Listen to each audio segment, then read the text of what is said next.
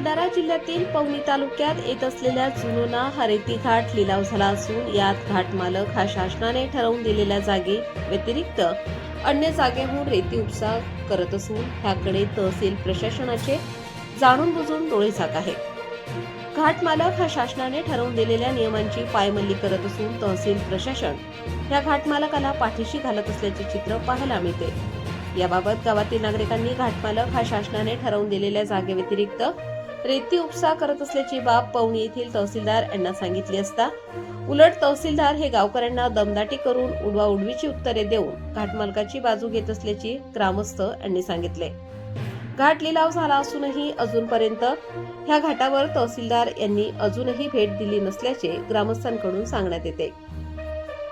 घाट लिलाव झाला असून ह्यात तहसीलदार आणि घाटमालक यांच्यात पैशांची मोठी डील असून तहसीलदार हे घाटमालकाची पाठराखण करीत असल्याचा आरोप नागरिकांनी केला असून ह्या भ्रष्ट तहसीलदार यांच्यावर कारवाई करण्याची मागणी ग्रामस्थांनी केली असून ह्याबाबत महसूल मंत्री यांना तक्रार करू असे सांगितले असून आकाश नंदागवळी, भंडारा, गोंदिया जिल्हा प्रमुख।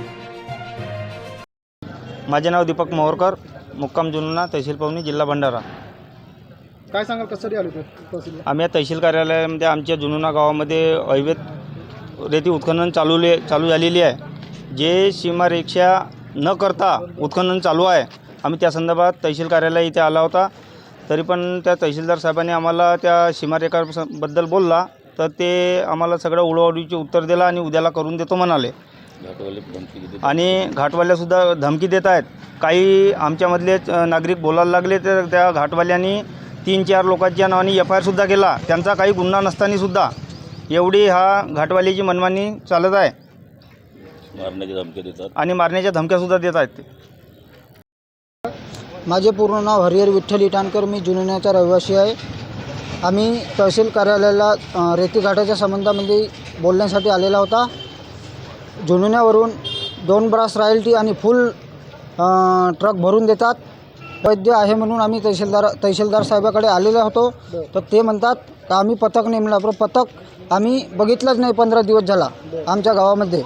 आणि सीमांकनच्या याच्यामध्ये बोलला तर ते मोजून द्यायला तयार आहेत, पण आमच्या म्हणण्यानुसार उत्खनन भरपूर झालेलं आहे, अवैध आहे तो रोखण्यासाठी आम्ही आलेलो होतो। ते म्हणतात की आमच्या हातात तो अधिकार नाही, तो वरच्या अधिकाऱ्याच्या हातात आहे म्हणतात।